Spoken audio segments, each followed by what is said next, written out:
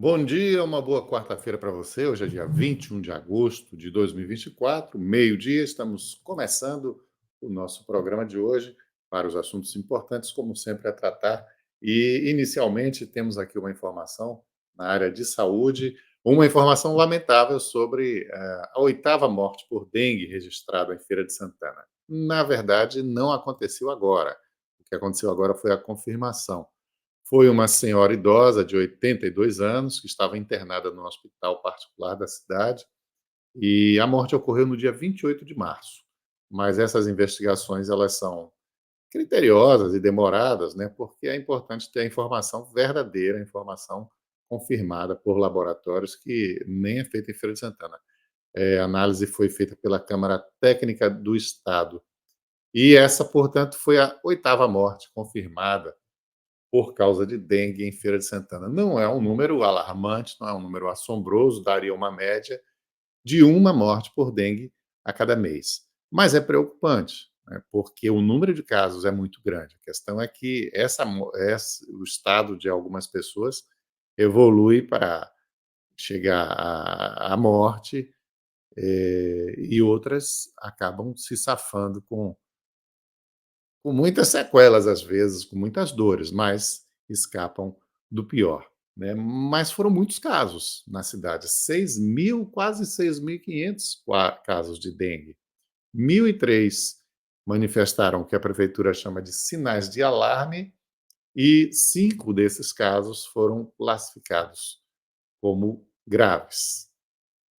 Ainda tem, 4 óbitos em investigação e tem 20 pessoas que estão internadas por causa de dengue.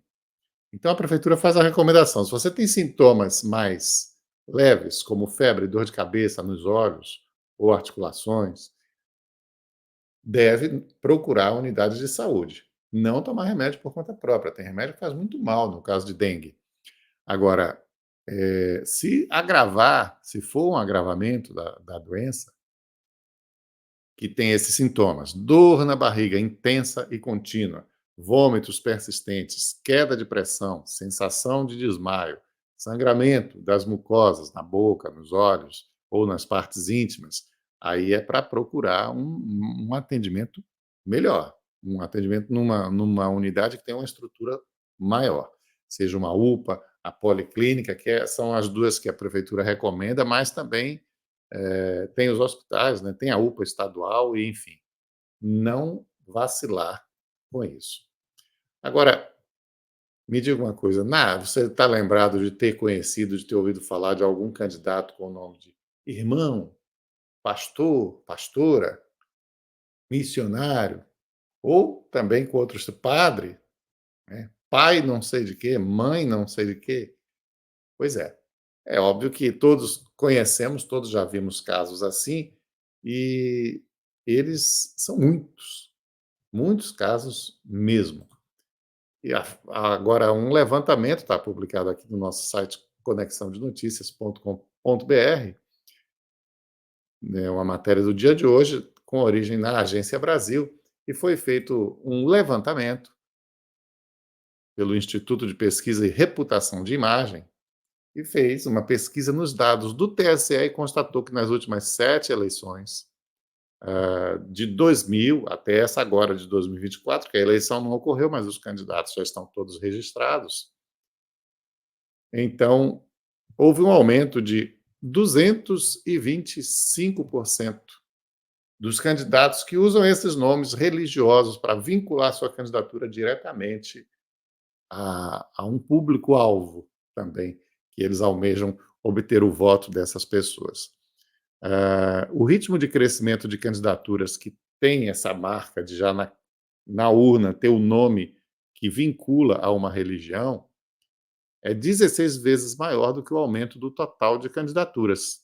Que ano a ano a tendência sempre vinha sendo aumentar as candidaturas, agora está reduzindo por conta das leis que restringiram um pouco, está caindo o número de partidos, o que é necessário, mas, de qualquer modo, no geral, esse ano temos uma redução grande em relação à eleição municipal de 4 anos atrás, e Essa tendência, no entanto, das candidaturas religiosas continua a se fortalecer. No ano 2000, quando esse levantamento se iniciam, foram 2.215 candidatos com esses nomes religiosos. Agora, esse ano serão 7.206 candidatos. Então, quais são os nomes comuns que a gente ouve aí o pessoal utilizar? Tem aqui uma lista: pai, mãe, pastor, pastora, missionário, missionária, bispo, bispa, apóstolo, apóstola, reverendo, irmão, irmã, padre, babalorixá, ialorixá, ministro, ministra, e tem até um restante aqui, um complemento da lista, que esses eu acho que são mais incomuns, mas existiram também ao longo desses anos pesquisados. Os nomes Ogum, Exu, Yansan, Iemanjá, Obaluaê, Oxalá, Omolu, Oxóssi, Oxum, Oxumaré e Xangô. Todos nomes aí, nesses casos, ligados a religiões africanas. Né? Agora, quem predomina mesmo, a gente percebe isso, mas o número até chega a me causar um certo espanto, porque os evangélicos é que predominam nessas denominações assim de candidatos com nomes ligados à religião. Pastor, são 2.586 candidatos. 2.856 candidatos com o nome de pastor, é o que mais prevalece. Depois, irmão, 1.777. Pastora, 862. Irmã, 835. E tem ainda missionária, que são 247. Portanto, esse pessoal somado representa 91% do total dessas 6.557 candidaturas que usam o nome religioso para se inserir no mercado eleitoral. Em média, aí vem a questão: isso funciona? Isso dá certo? O sujeito se elege usando desse artifício? Bem, olha o dado aí. Em média, essas candidaturas são 10,7% do total de candidaturas. Mas eles estão ocupando, nas câmaras municipais, metade das vagas, 51,35. Então, está respondida a questão, né? Se dá certo, dá muito certo. Aí não tem problema nenhum, todo mundo tem que estar representado. Antes dos evangélicos terem força, a Igreja Católica, que dominava completamente o cenário, tinha seus representantes também, diretos, no legislativo, no executivo. Isso não é problema. Cada segmento da sociedade pode e deve estar representado. Agora, o problema é que muita gente, e sobretudo do pessoal que é evangélico, quer impor as regras das suas crenças, das suas convicções à sociedade como um todo. Aí é que não pode. Aí é que é a história que a gente tenta incutir na cabeça de todo mundo que o Estado é laico. Tem muita gente hoje em dia que não está aceitando que o Estado é laico. O Estado deveria se submeter, obedecer às diretrizes da religião que a pessoa professa. Isso aí é que não pode. Isso não é intolerável, isso só leva a consequências de uma repressão se agravando, se acentuando cada vez mais por conta disso. Quando o religioso passa a ter poder sobre a sociedade. Isso em qualquer religião, em qualquer país onde os religiosos é que comandam. Bom, tem a questão também dos candidatos negros, né? Pela segunda vez, os candidatos que se declaram negros são maioria. Agora, vamos ver primeiro os números aqui. Quais são os números? São 240.587 candidatos que se registraram como negros. Esse total representa 52,7% das candidaturas. Os brancos são 215.763. Agora, o que acontece também? Né? Hoje em dia, existe vantagem para os candidatos, existe interesse dos candidatos se declararem negros. Que o pardo vira negro também, nessa lógica um pouco forçada do IBGE, então o cara que é branco ou que é julgado branco, que todo mundo olha para ele e acha que ele é branco, mas que na ficha ele escreveu pardo, né? Esses casos assim são muitos. Aconteceram muitos casos assim. E hoje em dia, em função disso, também é inegável, não é só uma questão de maior participação dos negros na política, em espaços de poder, em espaços de decisão. É também interesse de candidatos que não eram negros antes, mas viraram negros por conveniência. Agora, pior em que termos de representatividade, eu imagino, né, não tenho uma certeza absoluta, não tenho os dados, mas as mulheres é que são muito mal representadas, né, porque existe uma legislação que obriga a reservar vagas para as mulheres, 30% das vagas. Só que, como não se dá efetivamente espaço à mulher, ou como a mulher não busca efetivamente ocupar esse espaço, porque as duas coisas acontecem mesmo, Eh, a lei está lá dizendo que metade, um terço, 30% das chapas têm que ser compostas por mulheres. E é isso, e não passa disso. Você não vê chegar a 50%. Então, nesse ano, por exemplo, são 155.000 candidatas mulheres, que representam 34% do total, para arredondar. Ou seja, fica dentro daquela questão das cotas, né. Se não fossem as cotas, não se chegaria nem a esse percentual. E muitas vezes aí para preencher, como os candidatos, os partidos, eles não têm de fato um trabalho com as mulheres, um acolhimento, um incentivo, etcétera, aí o que que acontece? Não tem candidatas para cumprir essa cota, essa exigência mínima da lei. E aí fica inventando candidatura. Muitas vezes as mulheres são lançadas candidatas, mas não são candidatas de verdade. Não fazem campanha, apenas emprestaram seus nomes para o partido obedecer a uma exigência legal. Aliás, falar em exigência legal, é uma exigência legal também apresentar a declaração de bens. O Jornal à Tarde traz uma matéria sobre isso, falando aqui do candidato a prefeito de Feira de Santana, José Ronaldo, e em tom crítico, né, em tom de denúncia, dizendo: Zé Ronaldo declara bens abaixo do mercado e, com isso, teve queda de patrimônio. Ou seja, Zé Ronaldo empobreceu. Ele mesmo, aliás, afirma isso. Mas também tem seus truques para esse patrimônio ser tão pequeno. Por isso que essa coisa já não, essa coisa de declaração de bens de candidato é igual, já não me desperta muito interesse como algo relevante, porque os candidatos declaram o que eles bem querem e entendem. Tem candidato, muito candidato que não tem nada na vida, né, pobrezinho, coitado, mesmo já tendo exercido o mandato, sendo muito bem remunerado. Tem candidato que declara um patrimônio inexistente ou irrisório, e tem também essas situações, como aqui a do José Ronaldo. Está dizendo que a casa dele, a sempre citada casa dele, na Rua Barão do Rio Branco, onde ele se gaba de que morou a vida toda e que nunca saiu de lá, porque justamente ele é honesto e não sai pegando dinheiro por aí, ela é declarada pelo valor de R$ 11.000. Obviamente, a gente sabe que a casa não vale R$ 11.000, tem de longe, mas ele não é obrigado a declarar o valor real.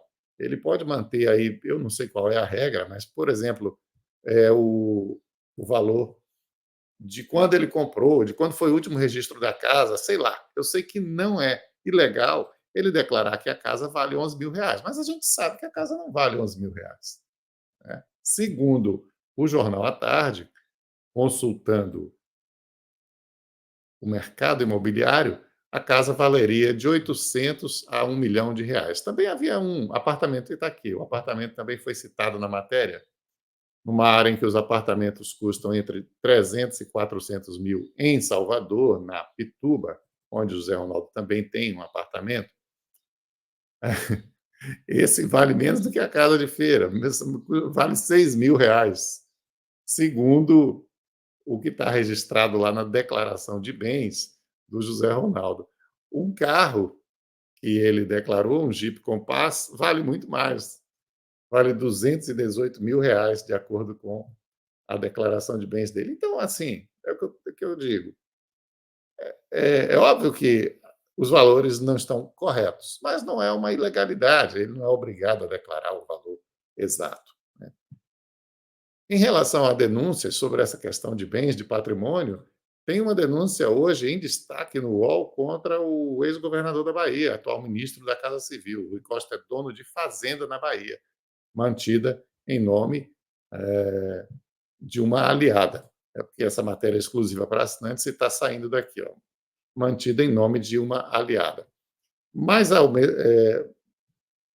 nesse caso do Rui Costa, também não sei se você pode alegar alguma ilegalidade, porque, não está registrado porque eu ainda não me dei ao trabalho de registrar, não era necessário, não era importante, mas há um reconhecimento generalizado ali na região de que a casa pertence, ou a casa não, a fazenda pertence a Rui Costa, mas não é uma propriedade muito grande, embora tenha valor também, segundo a matéria, calculado em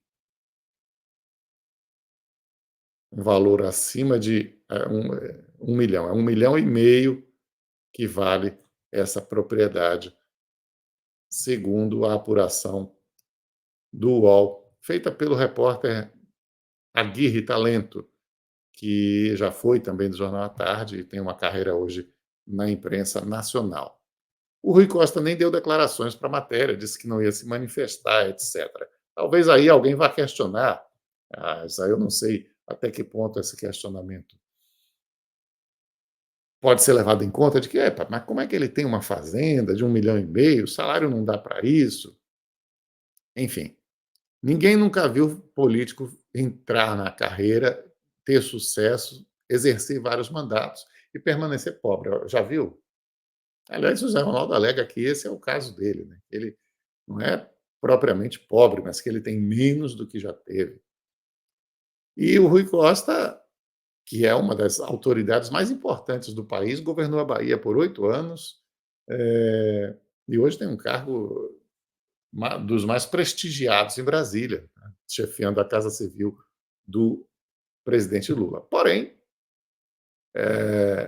a renda oficial não dá para isso, mas de repente ele virou empresário, né? A gente não sabe, pode ser sócio aí de outras pessoas que queiram usufruir da sua influência, e aí oferecem negócios e participações aí a políticos, né? Isso acontece muito. Natural da posição em que o cara está, que ele, pelos privilégios, venha a se beneficiar dela também, assim, monetariamente, patrimonialmente. Privilégios, aliás, é uma coisa que é algo de que o brasileiro da elite gosta muito, em todos os aspectos. Alguém na Câmara, eu digo alguém porque as matérias não estão sendo identificadas, segundo a Câmara, por conta do período eleitoral, mas foi aprovado na Câmara de Feira de Santana um projeto que é ridículo, atendimento prioritário para advogados em órgãos públicos. Por que que o advogado vai ter que ter atendimento prioritário? Ele tem que sair correndo para dar socorro a alguém? O advogado é o único que não pode esperar? Ou há outros também que não podem esperar e, valendo-se dessa nova lei tola, vão também recorrer a outros vereadores para aprovarem projetos semelhantes, dizendo: "Eu também não posso esperar, eu sou médico, eu tenho que atender meus pacientes. Eu também não posso esperar, porque eu sou fiscal e eu tenho ali uma blitz para fazer agora", sabe. As pessoas já têm, pela sua posição e até pela sua postura, sendo que a maioria da população brasileira é pobre, pobre assim, cabisbaixa, humilde, que não ergue a voz para cobrar nada, para reclamar de nada. Então esses caras, não estou dizendo os advogados, as pessoas que já têm uma ascendência sobre essas outras, que são maioria, que são os pobres, já entram nos lugares assim, dando uma de: "Ei, eu sou importante e eu tenho que ser priorizado". Imagina você criar legalmente, formalizar esse privilégio, atendimento prioritário para advogados em órgãos públicos. Tenha santa paciência, não se justifica, um negócio desse. Não se justifica. Não é porque é para advogada, porque não se justifica para nenhuma categoria. As pessoas precisam de ser, priorizadas até, né, atendidas, aquelas pessoas mais carentes, necessitadas, sofredoras da nossa população. Por exemplo, há uma necessidade, sim, de se atender a esse público aqui que a Secretaria de Políticas para as Mulheres atenderá com a distribuição de 47.000 pacotes de absorventes descartáveis. Foram comprados e serão distribuídos dentro do programa Dignidade Menstrual. A secretária dessa pasta no Estado, Neuza Cadore, que assumiu justamente no lugar da que assumiu o mandato de Zé Neto lá em Brasília como deputada federal, era a secretária da Secretaria de Políticas para as Mulheres, e aí cedeu agora, abriu a vaga para a Neuza Cadore, deputada estadual, assumir esse posto, né, que já foi deputada estadual muitas vezes. Então ela diz assim, a Neuza Cadore, que promover o acesso das meninas, das mulheres aos absorventes significa assegurar direitos básicos. E é isso. É um direito básico. Muitas vezes, por conta de não ter isso que é básico, aí vai faltar aula, ou vai passar vexame, vai sofrer humilhações, vai ter um problema aí em função disso, psicológico, de uma autoestima baixa. Então, uma coisa assim, aparentemente não tão importante, acaba se revestindo de uma importância enorme. Então, a Bahia possui 1.196 farmácias populares em quase todos os municípios, né? São 339. Faltam poucos aí para completar a totalidade de municípios com uma farmácia popular. E esse programa vai alcançar 2,5 milhões de pessoas em condições de vulnerabilidade socioeconômica. Isso aí é um eufemismo, é uma coisa empolada para dizer pobre, ou eventualmente até em condição de miserabilidade, porque muitos estão assim. Porque esse programa atende também pessoas que estão na rua, morando na rua, dormindo na rua, que também os politicamente corretos não querem mais chamar assim, dizer morador de rua, está em situação de rua. Essa tolice dessa turma que acha que mudando a nomenclatura muda alguma coisa. Então, para quem quiser se habilitar a receber e ir na farmácia popular reivindicar o absorvente gratuito, é necessário estar inscrito no Cade Único, ter renda mensal de até R$ 218, ser estudante de baixa renda da rede pública e também o pessoal, como eu falei, em situação de rua. O reconhecimento facial alcançou uma marca significativa na Bahia esse ano. 500 foragidos da justiça no estado foram localizados através do reconhecimento facial. É um número impressionante, de fato. É um número espantoso, que mostra que está funcionando, né? Está funcionando. O que eu nunca ouvi falar, porque existe muito questionamento sobre essa coisa, esse reconhecimento facial está identificando errado e pessoas inocentes acabam sendo penalizadas. Mas eu nunca ouvi falar, não sei se o pessoal, se eventualmente aconteceu, mas o pessoal fechou o bico, mas a gente não ouve falar de casos de reconhecimento que foram errados. De qualquer modo, os que foram certos já somam um número muito importante e significativo. São 500 foragidos da justiça na Bahia que foram localizados apenas em 2024. Lembrando que esse serviço começou a funcionar em 2019, já tem um tempinho. Então, só em 2024 foram 500, os mais recentes em Salvador e Irecê, 2 homicidas e um traficante. São 80 municípios, além de Salvador, que já têm esse serviço de monitoramento por câmeras de vigilância. Então, já prendeu gente criminosa de toda espécie: assassino, traficante, gente que roubou, estuprou, que estava com um porte ilegal de arma, estelionato, crimes contra a mulher, sequestro, ameaça e até os devedores de pensão alimentícia também já foram aí nesse balaio flagrados pelos sistemas de reconhecimento facial.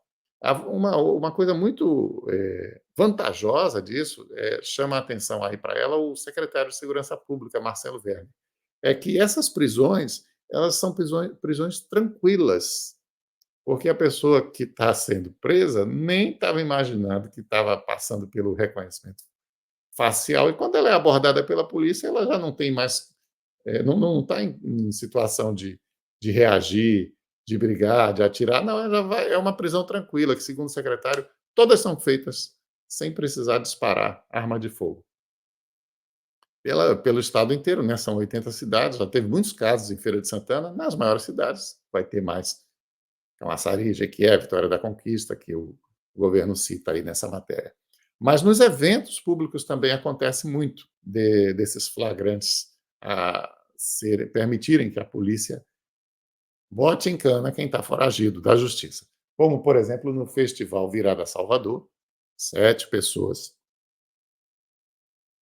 sete pessoas esse ano foram presas no Festival Virada Salvador, no Carnaval 36, no São João 15, tudo gente com mandado de prisão e que foi preso em função desse sistema. Agora, caso de polícia também é esse, viu? Fumaça de queimadas atingiu cidades de 10 estados. Tem gente que ainda acha, isso é que me espanta, tem gente que ainda acha que a gente está. Tem muita lenha para queimar ainda. Olha, a situação já está chegando a esse ponto, a esse nível, de que além dos 10 estados, a fumaça dos incêndios que ocorrem na Amazônia e no Pantanal, sobretudo na Amazônia, no Pará e no Amazonas, ela se estendeu do norte do Brasil até as regiões sudeste e sul. O extremo do Brasil, esse país gigantesco, imenso, o extremo do país foi alcançado pela fumaça das queimadas.